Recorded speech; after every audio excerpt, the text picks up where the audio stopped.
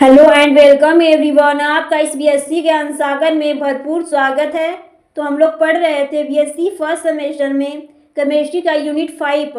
तो आज हम देखेंगे इस वीडियो में कार्बो एनायन कार्बोकेटायन के ऊपर हम चर्चा कर चुके थे, जिसमें हम टाइप ऑफ इंटरमीडिएट के ऊपर चर्चा कर रहे थे, जिसमें कि हम कार्बोकेटायन के ऊपर चर्चा कर लिए थे। अब हम देखेंगे सेकेंड कार्बो एनायन। फर्स्ट था कार्बोकेटायन एंड सेकेंड कार्बो एनायन, और इसी वीडियो में हम थर्ड कार्बन और फ्री रेडिकल के बारे में भी चर्चा करेंगे। तो हम देखते हैं सेकेंड कार्बो एनायन क्या होता है। तो इस वीडियो के लास्ट तक बने रहिए, क्योंकि यह मोस्ट इंपॉर्टेंट वीडियो है आपके सेमेस्टर एग्जाम की दृष्टि से। यह सब टॉपिक सेमेस्टर एग्जाम में जरूर पूछा जाता है। लॉन्ग या अधिकतर लॉन्ग में ही पूछा जाता है, शॉर्ट में भी पूछा जा सकता है। तो इस वीडियो के लास्ट तक बने रहिए। Organic ions in which negative charge is present on carbon atom are called carbon anions. बताया गया कि वह ऑर्गेनिक आयंस जिनके कार्बन एटम पर नेगेटिव चार्ज होता है, वे ऑर्गेनिक आयन जिनके कार्बन एटम पर नेगेटिव चार्ज होता है, उसे हम कार्बो एनायंस कहते हैं। कार्बोकेटायन में देखा कि वहाँ पॉजिटिव चार्ज था, जो एटम था कार्बन एटम था उसके ऊपर पॉजिटिव चार्ज था, तो उसे हम कार्बोकेटायन कह रहे थे। लेकिन यहाँ निगेटिव चार्ज है तो इसको हम कहेंगे कार्बन एनायन। प्लस चार्ज रहेगा तो उसे हम कार्बोकेटायन कहेंगे, और माइनस चार्ज रहेगा कार्बन एटम पे तो कार्बो एनायन कहेंगे। तो हमने कार्बोकेटायन के ऊपर चर्चा कर लिए थे। अब हम देख रहे हैं कार्बो एनायन क्या होता है। तो जो ऑर्गेनिक आयंस होते हैं उसके कार्बन एटम पर निगेटिव चार्ज होता है, तो उसे हम कार्बो एनायन कहते हैं। अब हम देखेंगे preparation. First by heterolytic reaction. यहाँ फर्स्ट में बताया गया है कि हेट्रोलिटिक रिएक्शन, इसके ऊपर हम चर्चा किए थे। आप पिछली क्लास में जाकर देख सकते हैं कि homolytic bond fusion and heterolytic bond fusion क्या होता है। तो यहाँ बताया गया है कि CH3 और MgBr जो ये अपना बॉन्ड ब्रेक करेंगे, तो कोई एक एटम, जो इसमें से कोई एक एटम है, दोनों का इलेक्ट्रॉन लेकर चला जाएगा, अपना इलेक्ट्रॉन और Mg का भी इलेक्ट्रॉन लेकर CH3 चला जाएगा। ये अपना बॉन्ड ब्रेक करेंगे, तो जो CH3 है अपना इलेक्ट्रॉन प्लस Mg का भी इलेक्ट्रॉन लेकर चला जाएगा। इसी कारण देख सकते हैं रिएक्शन के बाद जो बॉन्ड ब्रेक हो गया और जो CH3 है इस पर माइनस चार्ज आ गया, क्योंकि ये इसका इलेक्ट्रॉन ले लिया, तो ये अपना इलेक्ट्रॉन दे दिया है, इसलिए इस पर प्लस चार्ज। क्योंकि आप लोग को पता होगा कि जो किसी से उधार लेता है वह ऋणग्रस्त हो जाता है, उसको उधार चुकाना ही पड़ेगा, उस पर माइनस चार्ज आ जाता है क्योंकि वह ऋण लिया है इससे। और जो दिया है ये प्लस चार्ज आ जाता है, क्योंकि ये किसी को दिया है, न कि लिया रहता है तो इस पर माइनस चार्ज आता है। ये दिया है इसलिए इस पर प्लस चार्ज है, और जो लेता है इस पर माइनस चार्ज आता है। तो जो CH3 है अपना इलेक्ट्रॉन प्लस Mg का भी इलेक्ट्रॉन ले लिया, इसलिए इस पर माइनस चार्ज आ गया। इसी हम हेट्रोलिटिक रिएक्शन कहते हैं। अगर होमोलिटिक में आपको पता होगा कि जो CH3 है और Mg है दोनों अपना अपना इलेक्ट्रॉन लेकर जाएंगे। होमोलिटिक में ये होता है कि जो CH3 MgBr है, अगर ये अपना बॉन्ड ब्रेक करेंगे तो अपना अपना इलेक्ट्रॉन लेकर चले जाएंगे। लेकिन हेट्रोलिटिक में ऐसा नहीं होता है। हेट्रोलिटिक में कोई एक एटम भी दोनों इलेक्ट्रॉन लेकर चला जाता है। अब हम देखेंगे second, by addition of a nucleophilic to alkene and alkyne. Second में देख सकते हैं बताया गया है कि यहाँ आप लोग मिस्टेक हो गया, इसको सही कर लीजिएगा। अभी हम बता रहे हैं यहाँ क्या रहेगा, यहाँ रहेगा CH3 नहीं रहेगा, यहाँ मिस्टेक हो गया है। यहाँ आप लोग CH बना लीजिएगा। CH क्या रहेगा, CH, क्योंकि ये S3 तो बॉन्ड बना ही नहीं सकता, कैसे बनाएगा बॉन्ड इससे, वो भी यहाँ ट्रिपल बॉन्ड है।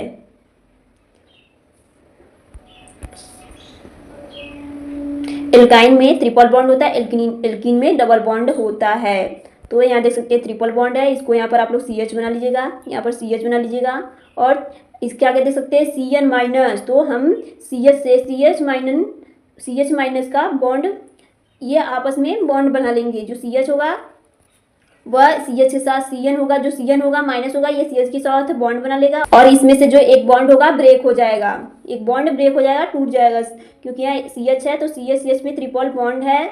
रिएक्शन के बाद देख सकते हैं CH माइनस, जो Cn के पास माइनस था, यहाँ माइनस चार्ज आप लोग देख सकते हैं, तो ये CH को दे दिया, ये अपना इलेक्ट्रॉन पूर्ण कर लिया, और जो CH है इससे बॉन्ड बना लिया। तो इसके 4 बॉन्ड हो गए, 2 बॉन्ड इधर और एक H, 3 बॉन्ड और एक CH बना लिए, 4 हो गए। और CH जो इधर है 3 बॉन्ड, 2 बॉन्ड इधर हो गए, एक इलेक्ट्रॉन, एक हाइड्रोजन और एक माइनस चार्ज, ये भी अपना इलेक्ट्रॉन अपना स्तर पूर्ण कर लिया। और ये 4 बॉन्ड बना लिया। तो देख सकते हैं जो CH है इसमें 3 बॉन्ड है, लेकिन रिएक्शन के बाद इसमें डबल बॉन्ड है और जो CN पे माइनस चार्ज है ये CH पे आ जा रहा है और CH CN माइनस जो CH है CN है बॉन्ड बना ले रहे हैं। अब हम देखेंगे प्रॉपर्टीज। फर्स्ट है एडिशन विथ एन इलेक्ट्रोफिल।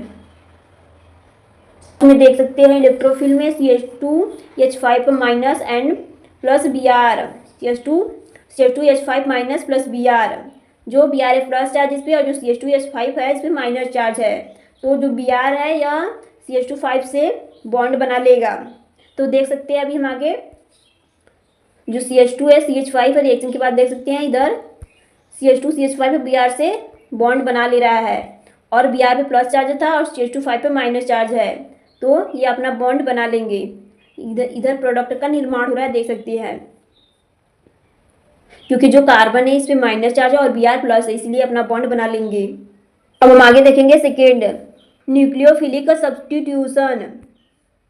यहाँ देख सकते हैं सेकेंड में nucleophilic substitution C2H5 minus charge plus C2H5 Br। देख सकते हैं पहले वाले रिएक्शन में हम देखे कि जो Br था वो CH2 से बॉन्ड बना लिया। अब यहाँ देखेंगे कि जो CH2 है यह Br से बॉन्ड जो Br होगा ये बॉन्ड ब्रेक कर लेगा CH2 से। देख सकते हैं CH2 पे यहाँ माइनस चार्ज है प्लस CH2 Br, ये बॉन्ड बनाए हुए रिएक्शन के बाद देख सकते हैं CH2 पे बॉन्ड बना लेंगे। ये जो कि बॉन्ड बनाए ही थे पहले से वैसे ही रहेंगे और जो Br है इस पर माइनस चार्ज आ जाएगा क्योंकि इसको 1 इलेक्ट्रॉन की आवश्यकता है। ये बॉन्ड ब्रेक करेगा तो जो CH2 पर माइनस चार्ज था वो Br के साथ चला जाएगा क्योंकि जो Br है 1 इलेक्ट्रॉन लेकर जा रहा है। और यहाँ पर देख सकते हैं Br बाहर निकल गया, ब्रोमीन बाहर निकल गया और CH2 का बॉन्ड बना रह गया और जो माइनस चार्ज था वो Br के साथ चला गया।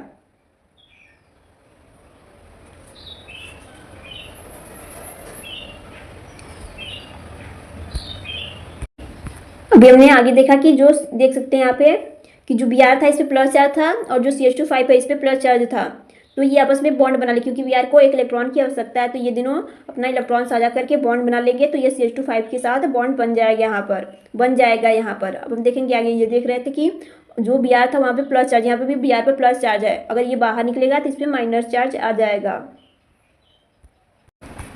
तो यहाँ देखिए हम लोग की जो CH2 है ये Br अपना माइनस चार्ज लेकर बाहर निकल जाएगा और जो CH2 है इसे बॉन्ड बना लेगा। CH2 Br के स्थान ले लेगा और यहाँ बॉन्ड बना लेगा CH2 से आकर। देख सकते हैं जो CH2 Br का स्थान लेगा और जो Br होगा वो माइनस चार्ज लेकर बाहर निकल जाएगा। अब हम देखेंगे थर्ड रीअरेंजमेंट। हम लोग कार्बो के टाइम में भी रीअरेंजमेंट को पढ़े थे और इसमें भी देखेंगे रीअरेंजमेंट क्या होता है, कैसे होता है। देख सकते हैं यहाँ बेंजीन कार्बन से जुड़े हैं, एक CH2 ग्रुप जुड़ा है और 3 बेंजीन ग्रुप जुड़े हैं और कार्बन पे यहाँ देख सकते हैं माइनस चार्ज प्रेजेंट है। और रिएक्शन के बाद देख सकते हैं इसका हम रीअरेंजमेंट करेंगे। बस कोई भी बेंजीन को एक जगह से दूसरी जगह स्थापित कर दे। कोई अगर आप लोगों को इसमें कोई गड़बड़ी लग रही है तो आप उसको सही ढंग से व्यवस्थित ढंग से करने के लिए उसका रीअरेंजमेंट करते हैं। कोई चीज़ इसमें गड़बड़ी है थोड़ी सा उसको सही कर देंगे, उसको ये हम कहेंगे रीअरेंजमेंट हो गया, सही ढंग से उसको हम व्यवस्थित कर दिए। तो देख सकते हैं कार्बन अपने स्थान पे है और जो ये बेंजीन दोनों बेंजीन अपने स्थान पे व्यवस्थित हैं, जैसे कि इस डायग्राम में आप देख सकते हैं। इस डायग्राम में आप देख सकते हैं और देख सकते हैं ये दोनों बेंजीन इस पे जुड़े हैं और कार्बन पे यहाँ पे भी माइनस चार्ज है और जो CH2 है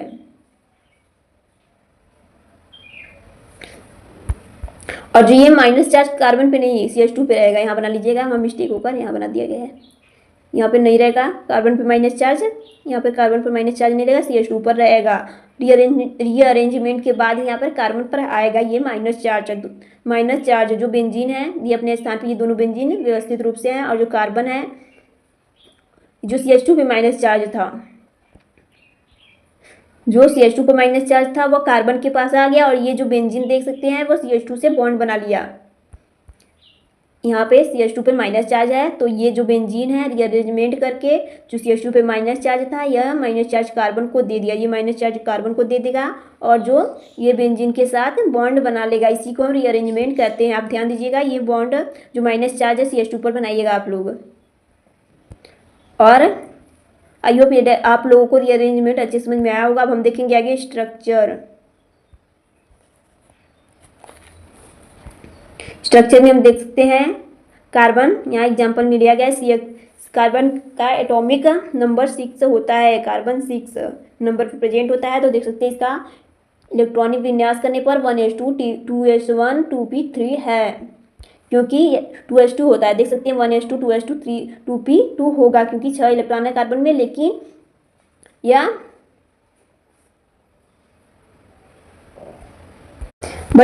लेकिन यहाँ जो 2s2 नहीं है 2s1 है, क्योंकि 2s2 का एक इलेक्ट्रॉन जंप करके 2p3 में चला गया है, इसकी एनर्जी बढ़ा दी गई। तो इसका जो एक इलेक्ट्रॉन था जंप करके 2p3 में आ गया, क्योंकि इसमें जो px py pz ऑर्बिटल है, इसमें अगर एक इलेक्ट्रॉन जंप करके नहीं आता तो यह एक जो ऑर्बिटल है खाली रह जाता है, एक ऑर्बिटल लास्ट वाला खाली हो जाता है। तो हुन ने बताया था कि सभी पहले और जो ऑर्बिटल है हाफ फिल्डेड होने चाहिए, उसके बाद फुल फिल्डेड होने चाहिए। इसीलिए जो इसकी एनर्जी बढ़ा दी गई या एक्साइटेड अवस्था में आकर एक इलेक्ट्रॉन 2p2 को दे दिया, यहाँ पे 2p3 हो गया और यहाँ 2s1 हो गया, क्योंकि सभी जो ऑर्बिटल है हाफ फिल्डेड होने के बाद ही फुल फिल्डेड होने चाहिए, फुल फिल्डेड होने चाहिए, नहीं तो यहाँ पर 2 इलेक्ट्रॉन ऐसे रहता और यहाँ क्या एक ऑर्बिटल खाली रहता, pz ऑर्बिटल खाली रहता।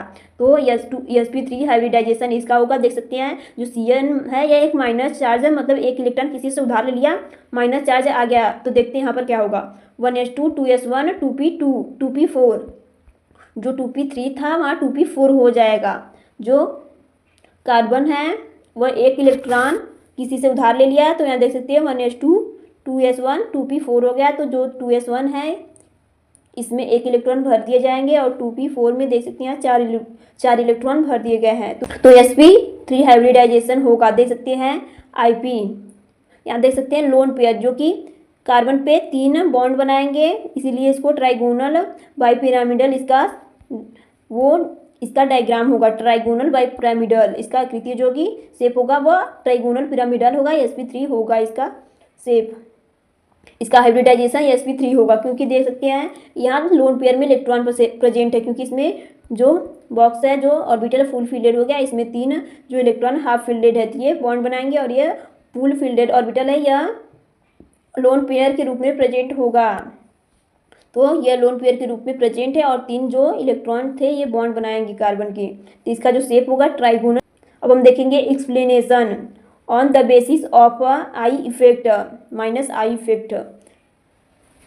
माइनस आई इफेक्ट में बताया गया है कि जो आप लोग कार्बोकेटाइन में देखे थे कि जो CH3 था यह लेस स्टेबल था, लेकिन यहाँ देख सकते हैं यहाँ मेथिल जो कार्बोकेटाइन में मोर स्टेबल है। और उसके बाद CH3 इसमें 2 बॉन्ड जुड़े और इसमें 3 बॉन्ड जुड़े, 3 मेथिल ग्रुप जुड़ा है, इसमें 2 मेथिल ग्रुप और इसमें 1 मेथिल ग्रुप जुड़ा है। CH3 अकेले प्रेजेंट है, एक ही मेथिल इस पे, ये एक ही मेथिल के रूप में प्रेजेंट है, 0 मेथिल, इस पे एक भी ग्रुप नहीं जुड़ा है, तो इसको हम कहेंगे मेथिल।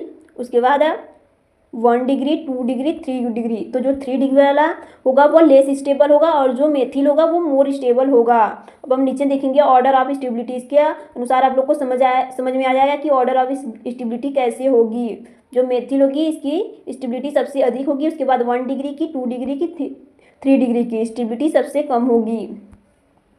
ऑर्डर ऑफ स्टेबिलिटी में देख सकते हैं जो 3 डिग्री वाला होगा वो लेस स्टेबल होगा और जो मेथिल होगा वह मोर स्टेबल होगा।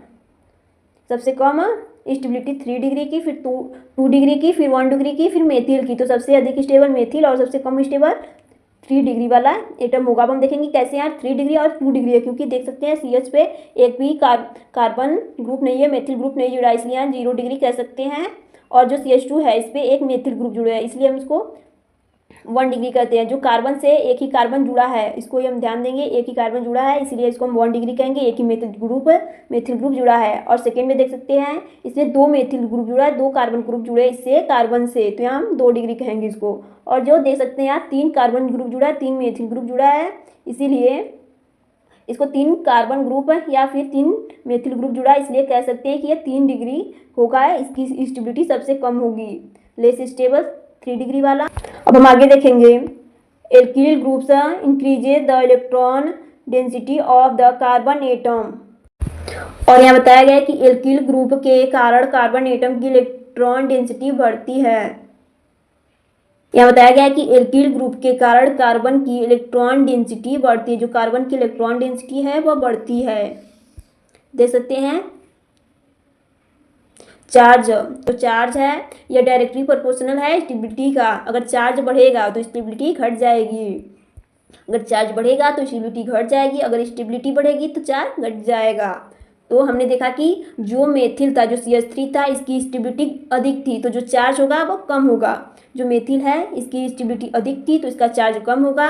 और जो देखे थे 3 डिग्री जो था, इसकी स्टेबिलिटी सबसे कम थी और इसका चार्ज सबसे अधिक होगा। तो अभी हम आगे देखेंगे। The stability of the ion decreases with increasing charge. Charge बढ़ने के साथ एनायन की स्टेबिलिटी घटती है। अभी हम आप लोग को समझाए ऊपर कि चार्ज बढ़ेगा तो एनायन की स्टेबिलिटी घटती है, जो एनायन होगा वह उसकी स्टेबिलिटी घट जाएगी।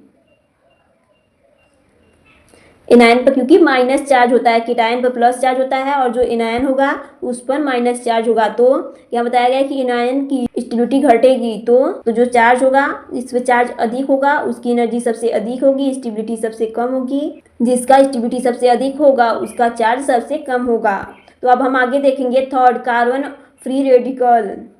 ये थर्ड टॉपिक है टाइप्स ऑफ इंटरमीडिएट का। तो हम इसके बारे में अब हम चर्चा करेंगे। कार्बन फ्री रेडिकल है organic species in which a carbon atom has a free electron present are called carbon free radicals।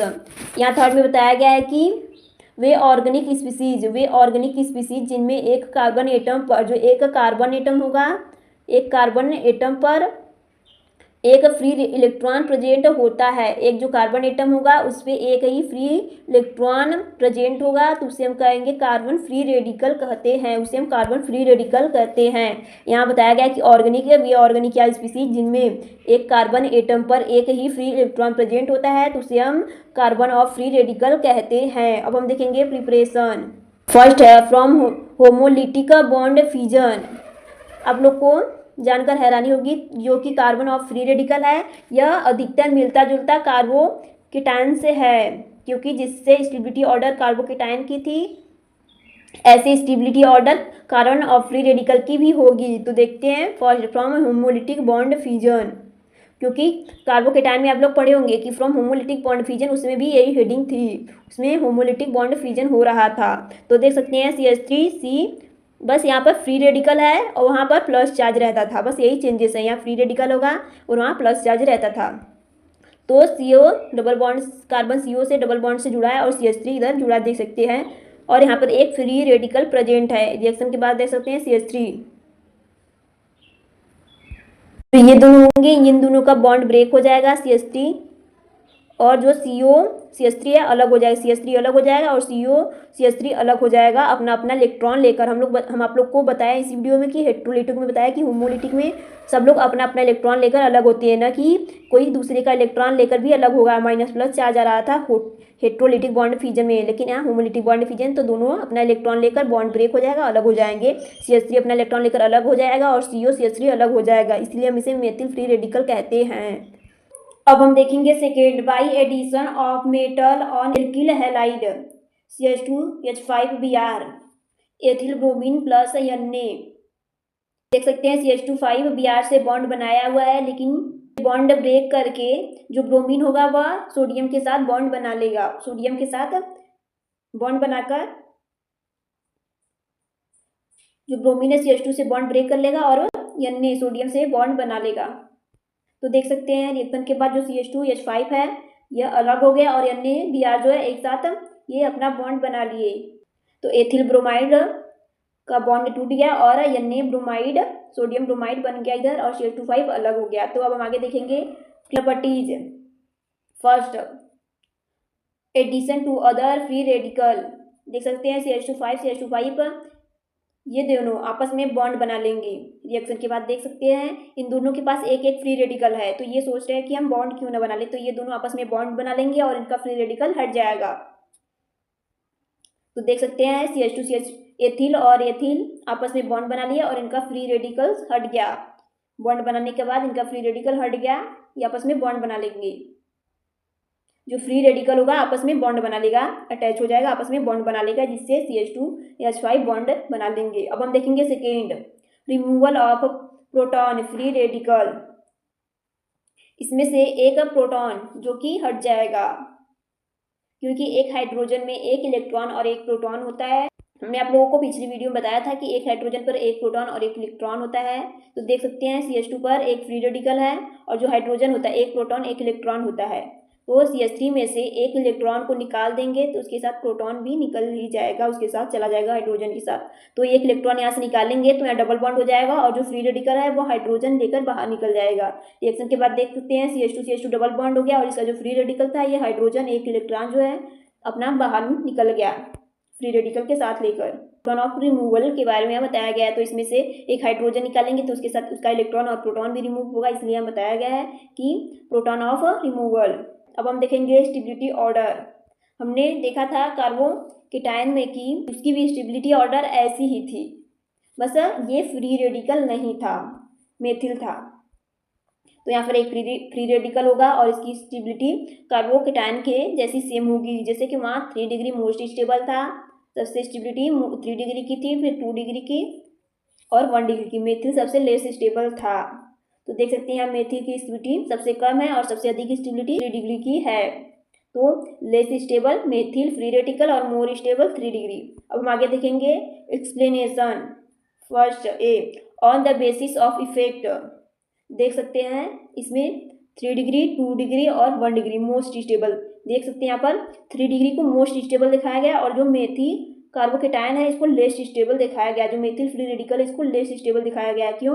क्योंकि देख सकते हैं यहाँ पर 3 मेथिल 3 कार्बन ग्रुप जुड़े हैं। जो कार्बन है इससे 3 कार्बन ग्रुप जुड़े हैं मेन रूप से देख सकते हैं, और इसको मेथिल ग्रुप जुड़े तो कह सकते हैं कार्बन से 3 मेथिल ग्रुप जुड़े, इसलिए हम इसको 3 डिग्री कहते हैं। और यहाँ पर कार्बन CH से 2 मेथिल ग्रुप जुड़े हैं तो ये 2 डिग्री हो गया। और इससे CH2 देख सकते हैं फ्री रेडिकल से एक मेथिल ग्रुप जुड़ा है, इसको हम 1 डिग्री कहेंगे। और जो CH3 फ्री रेडिकल है इससे एक भी CH3 ग्रुप नहीं जुड़ा है, कार्बन ग्रुप नहीं जुड़ा है, इसीलिए इसको हम 0 डिग्री या मेथिल फ्री रेडिकल कहते हैं। तो सबसे लेस स्टेबल मेथिल और मोर स्टेबल हो गया 3 डिग्री। अब हम आगे देखेंगे the positive inductive effect of the alkyl group helps reduce the charge present on the carbon atom. यहाँ बताया गया कि जो एल्कील ग्रुप होता है उसका पॉजिटिव इंडक्टिव इफेक्ट का कार्बन एटम होता है वह प्रेजेंट चार्ज को घटाने में हेल्प करता है। उसमें जो चार्ज प्रेजेंट होता है उसको घटाने में हेल्प करता है। यहाँ कहने का अर्थ है कि जो कार्बन एटम है इसमें जो चार्ज प्रेजेंट है, जो पॉजिटिव इंडक्टिव इफेक्ट है वह एल्किल ग्रुप घटाने में हेल्प करता है इसके चार्ज को। अब हम देखेंगे आगे स्टेबिलिटी। तो यह कार्बोकेटायन के जैसा सेम है, इसकी स्टेबिलिटी डायरेक्टली प्रोपोर्शनल है चार्ज के। तो जो चार्ज बढ़ेगा तो स्टेबिलिटी घट जाएगी और जो अगर चार्ज घटेगा तो स्टेबिलिटी बढ़ जाएगी। अब हम आगे देखेंगे hence plus I effect increases the charge decreases leading to increase stability. यहाँ प्लस आई इफेक्ट की संख्या बढ़ने पर चार्ज कम हो जाता है। जो प्लस आई इफेक्ट की संख्या बढ़ेगी तो जो चार्ज होगा वह डिक्रीज हो जाएगा, कम हो जाएगा, जिससे स्टेबिलिटी बढ़ती जाती है, जिससे स्टेबिलिटी बढ़ जाएगी। यहाँ बताया गया कि प्लस आई इफेक्ट की संख्या बढ़ने पर चार्ज जो होगा कम हो जाएगा, जिससे कि स्टेबिलिटी बढ़ जाएगी। अब हम आगे देखेंगे 3 डिग्री 2 डिग्री और 1 डिग्री। जो देख सकते हैं सबसे अधिक आई इफेक्ट इसकी 3 डिग्री में 3 आई इफेक्ट है और 2 डिग्री में 2 आई इफेक्ट और 1 डिग्री में 1 आई इफेक्ट है। तो हमने देखा कि आई इफेक्ट की संख्या बढ़ने पर चार्ज कम होगा, तो सबसे अधिक आई इफेक्ट किसका है 3 डिग्री का, तो इसका चार्ज कम हो जाएगा और स्टेबिलिटी इसकी अधिक रहेगी। क्योंकि इसमें अधिक आई इफेक्ट है तो इसकी चार्ज कम होगा, इसका चार्ज कम होगा और स्टेबिलिटी अधिक होगी। और 1 डिग्री इससे कम स्टेबल होगा और सबसे कम स्टेबल जो होगा वो मेथिल फ्री रेडिकल होगा।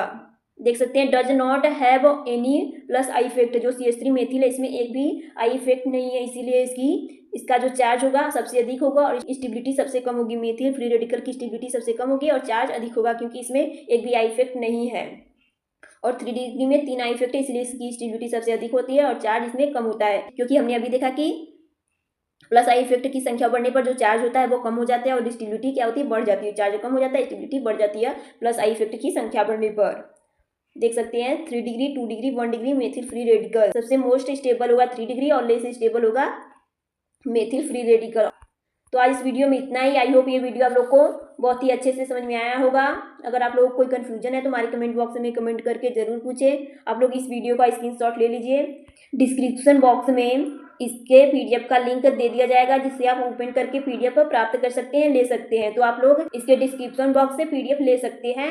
लिंक को ओपन करके इजीली से पीडीएफ प्राप्त कर सकते हैं। अगर आप लोग कोई कन्फ्यूजन है तो हमारे कमेंट बॉक्स में कमेंट जरूर करें। ये हमारे मोस्ट इंपॉर्टेंट टॉपिक है जो कि केमिस्ट्री में जरूर पूछे जाते हैं।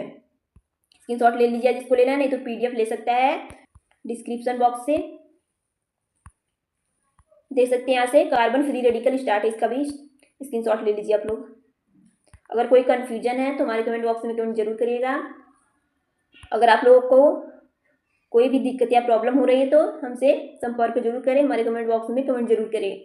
अगर आप लोगों को हमारा वीडियो पसंद आया है तो हमारे चैनल को लाइक एंड सब्सक्राइब करें एंड अपने दोस्तों को शेयर जरूर करें, क्योंकि ये चैनल आप लोगों के साथ एंड सपोर्ट के लिए बनाया गया है एंड आप लोग को अच्छे वीडियो अच्छे से अपनी सेमेस्टर एग्जाम की पढ़ाई कर सके, इसलिए बनाया गया है। तो आप लोग के साथ एंड सपोर्ट से ही चले, क्योंकि ये अभी हमारा चैनल न्यू है, तो आप लोग सपोर्ट करेंगे तभी बढ़ेगा एंड आप लोगों को अच्छी वीडियो प्राप्त होंगी। तो आज इस वीडियो में इतना ही। अगली वीडियो आप लोग को जल्दी प्रोवाइड की जाएगी। Thanks everyone for listening me.